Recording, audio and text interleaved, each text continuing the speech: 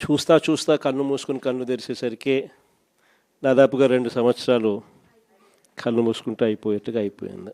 మొత్తానికి 5 బడ్జెట్లు ప్రవేశపెట్టే అవకాశం రాష్ట్ర ప్రభుత్వానికి ఉంటుంది. అందులో 2 అయిపోయినాయి. మూడోది ఇప్పుడు మార్చిలో, ఫిబ్రవరి చివరిలోనో మార్చిలోనో మూడో బడ్జెట్ ప్రవేశపెడతారు. దాని తర్వాత ఇంకా మిగిలి ఉండేది 2. ఇక్కడ నుంచి ఒక 3 సంవత్సరాలు. ఆ 3 సంవత్సరాల్లో 1.5 సంవత్సరం పోతే దాని తర్వాత నా పాదయాత్ర కూడా స్టార్ట్ అయిపోతుంది.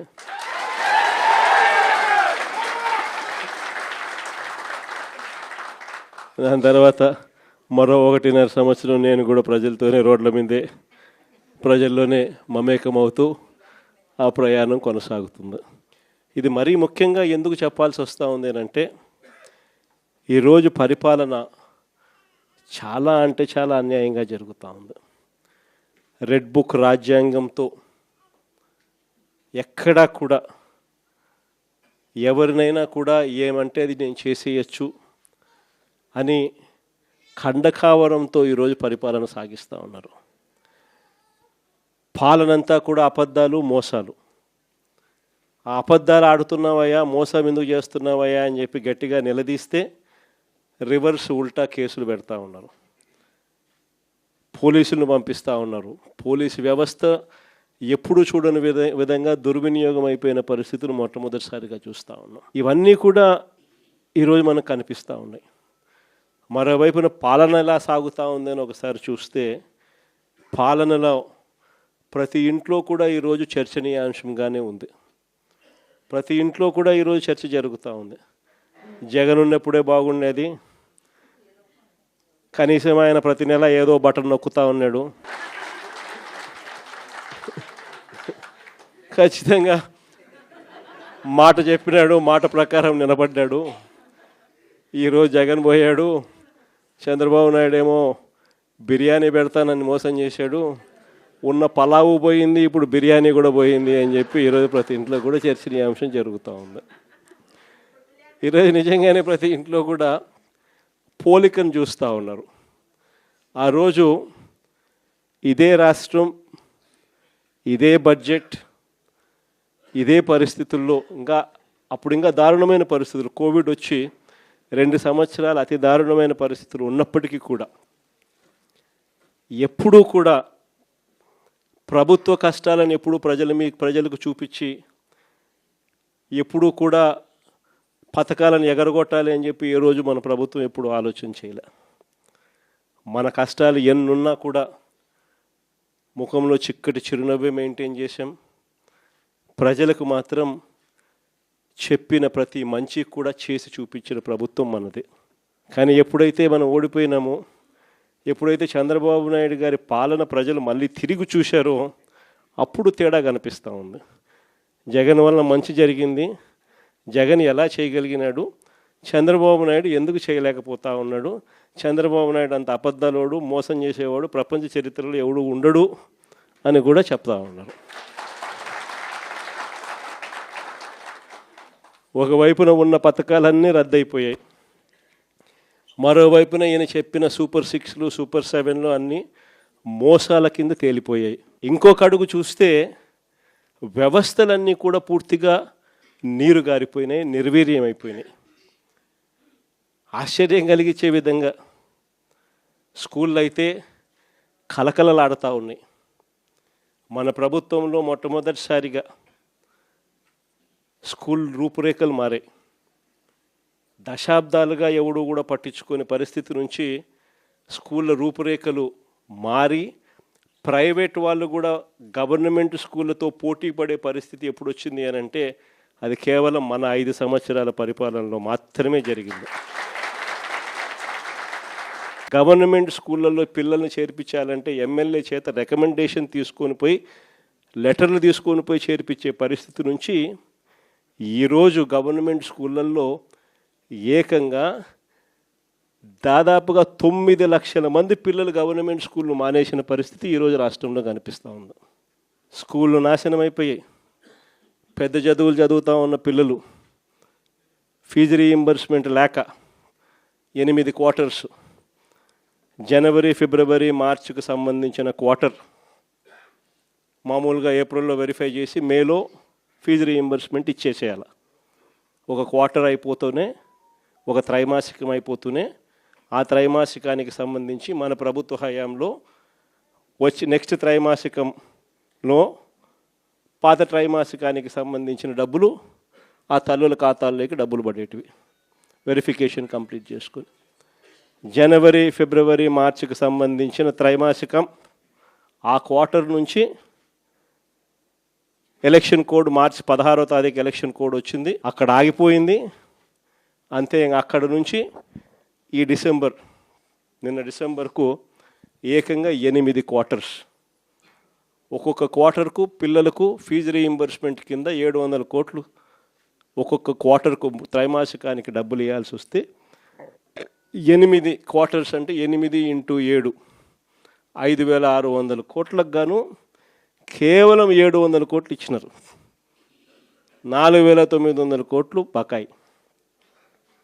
వసతి దీవెన కింద ప్రతి జనవరిలో 1,100 కోట్లు పిల్లలకు బోర్డింగ్ అండ్ లాడ్జింగ్ ఖర్చుల కోసం, ఇంజనీరింగ్ చదివే పిల్లలకు, ఇటువంటి చదువులకు, డిగ్రీ చదివే పిల్లలకు ప్రతి సంవత్సరం, ఇంజనీరింగ్ చదివే పిల్లలకైతే 20,000, పాలిటెక్నిక్ చదివే పిల్లలకు 15,000, ఐటీఐ చదివే పిల్లలకు 10,000, ఇలా ప్రతి సంవత్సరం కూడా క్రమం తప్పకుండా ఏప్రిల్ మాసంలో ప్రతి సంవత్సరంలో 1,100 కోట్లు మన ప్రభుత్వం జమ చేసేది. ఈ ప్రభుత్వం వచ్చింది ఏప్రిల్ 2024, ఏప్రిల్ 2025 2,200 కోట్లు బకాయిలు. ఈరోజు పిల్లలు చదువులు మానేసి ఫీజులు కట్టలేక పిల్లలు చదువులు మానేస్తూ ఉన్న పరిస్థితులు, తల్లిదండ్రులు ఇబ్బందులు పడుతూ ఉన్న పరిస్థితులు. చదువుల రంగం పూర్తిగా నాశనం అయిపోయి ఆంధ్ర రాష్ట్రంలో చదవాలి అని అంటే అప్పుల పాలయ్యే పరిస్థితిలోకి ఈరోజు రాష్ట్రంలో మన పిల్లలు కనపడతా ఉన్నారు. వైద్య రంగం గురించి నేను చెప్పాల్సిన పనిలా, ఆరోగ్యశ్రీ అనేది తెరమరుగైపోయింది. ఏకంగా నెలకు 300 కోట్ల రూపాయలు ఖర్చు అవుతుంది ఆ పథకానికి. ప్రతి పేదవాడికి, ప్రతి మధ్యతరగతి వారికి ఏకంగా 25 లక్షల దాకా ఉచితంగా పేదవాడికి వైద్యం అందించే పరిస్థితి మన ప్రభుత్వం. 3,300 ప్రొసీజర్లకు విస్తరించి 25 లక్షల దాకా ఉచితంగా పేదవాడికి వైద్యం అందిస్తూ, పేద మధ్యతరగతి వారికి వైద్యం అందిస్తూ మన ప్రభుత్వ హయాంలో ఆరోగ్యశ్రీని నాన్న ఈ లెవెల్లోకి తీసుకొస్తే మనం ఈ లెవెల్లోకి తీసుకుని పోయి నడిపించినాం. ఈ రోజుకి దాదాపుగా 20 నెలలు × 300 కోట్లు అంటే దాదాపుగా 6,000 కోట్లు. ఈ రోజుకి కూడా బకాయిలు ఎంత ఉన్నాయనంటే 4,000 కోట్లు పైచులకు ఈ రోజుకి కూడా బకాయిలు. నెట్వర్క్ హాస్పిటళ్ళు బోర్డులు తిప్పేశాయి, పేషెంట్లను మేము చూడము అని చెప్పేస్తూ ఉన్నారు. ఈరోజు ఆరోగ్యశ్రీ అనేది హాస్పిటల్లో కనపడని పరిస్థితుల్లోకి చంద్రబాబు నాయుడు ప్రభుత్వంలో జరుగుతూ ఉంది. 104, 108 మన ప్రభుత్వ హయాంలో కోవిడ్ టైంలో కూడా ఫ్లాగ్ చేసి 104, 108 వెహికల్ మొత్తం పంపించి కొత్త వెహికల్స్ తీసుకొని వచ్చి ప్రతి మండలానికి పంపించిన కార్యక్రమం మందైతే ఇప్పుడు ఆ వెహికల్స్ అన్నీ కూడా పడకేసినాయి. తెలుగుదేశం పార్టీకి సంబంధించిన డాక్టర్ లివింగ్ హెడ్ అంటే ఎవడో కేవలం 5 కోట్ల రూపాయలు కూడా లేనోడు 104, 108 వాహనాలు కాంట్రాక్ట్ ఇచ్చినారు. పూర్తిగా బండ్లన్నీ పడుకున్నాయి, స్కాములు చేసినారు. పూర్తిగా బండ్లు రాక ఈరోజు 104, 108కి ఫోన్ చేస్తే 2 గంటల తర్వాత వస్తామని చెప్తున్నారు. 108కి ఫోన్ చేస్తే ఆరోగ్యశ్రీ అనేది పూర్తిగా పడకేసింది.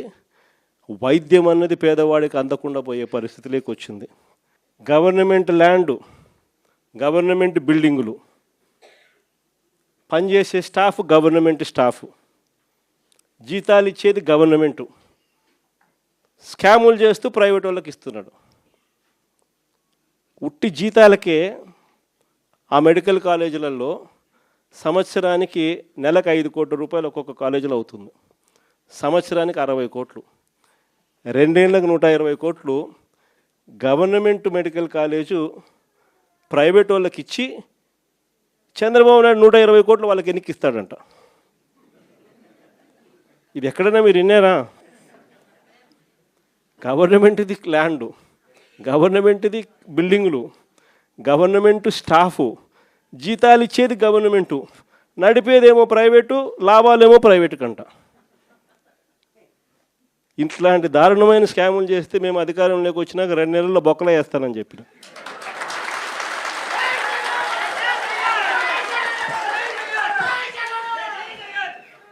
మనం ఎప్పుడైతే ఆ మాట చెప్పినామో అప్పుడు ఒక్కడు కూడా ఆ స్కాములు లేక మేము రాము, మాకు చంద్రబాబు నాయుడు ఈ కాలేజీలు వద్దు అని ఏకంగా చంద్రబాబు నాయుడుకి చెప్తా ఉన్న పరిస్థితులు మొట్టమొదటిసారిగా కనిపిస్తూ ఉన్నాయి.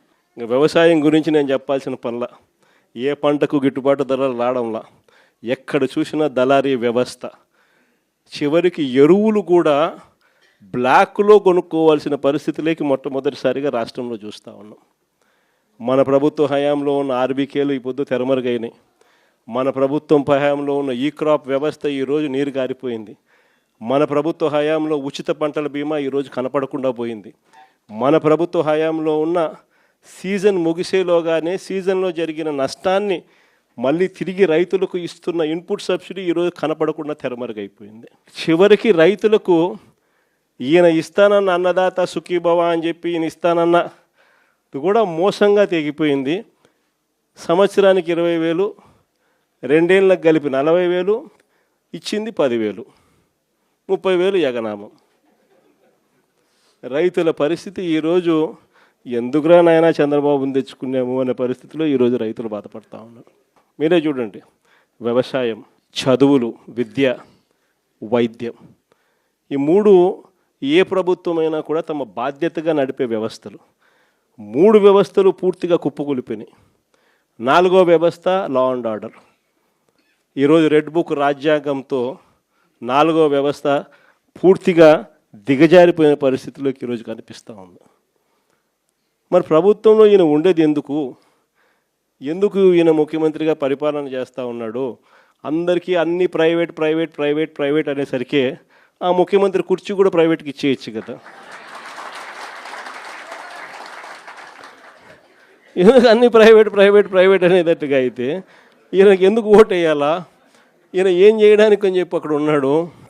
ఇలాంటి పరిస్థితుల్లో ఎవరైనా ప్రజలు ప్రశ్నిస్తే చంద్రబాబు నాయుడు గారికి అసహనం, వాళ్ళ మీద కేసులు పెట్టడము, వాళ్ళ మీద తనకున్న కోపాన్ని చూపించడము, ఇవన్నీ కూడా జరుగుతూ ఉన్నాయి. ఇలాంటి పరిస్థితుల మధ్య నిజంగా వైఎస్ఆర్ కాంగ్రెస్ పార్టీ ప్రజలకు తోడుగా నిలబడే కార్యక్రమం చేస్తూ ఉంది. ప్రజలకు ఏ కష్టం వచ్చినా, అక్క చెల్లెమ్మలకు ఏ కష్టం వచ్చినా, రైతన్నలకు ఏ కష్టం వచ్చినా, పిల్లలకి ఏ కష్టం వచ్చినా కూడా వాళ్ళందరి తరపున జెండా పట్టుకొని పోరాటం చేస్తూ ఉన్న పార్టీ ఒక్క వైఎస్ఆర్ కాంగ్రెస్ పార్టీ మాత్రమే. మిమ్మల్ని అందరినీ కూడా ప్రోత్సహిస్తూ జేపీకి కూడా మీ అందరి సహాయ సహకారాలు కావాలి. అందుకనే జేపీని కూడా తీసుకొని వచ్చి బాధ్యతలు అప్పచెప్పినాం. జేపీకి కూడా మనలోని ప్రతి కార్యకర్త కూడా జేపీని కూడా మన సొంత కుటుంబ సభ్యునిగా భావిస్తూ మనం అందరం కూడా తోడ్పాటు ఇస్తేనే తాను కూడా గట్టిగా నిలదొక్కుంటున్నాం.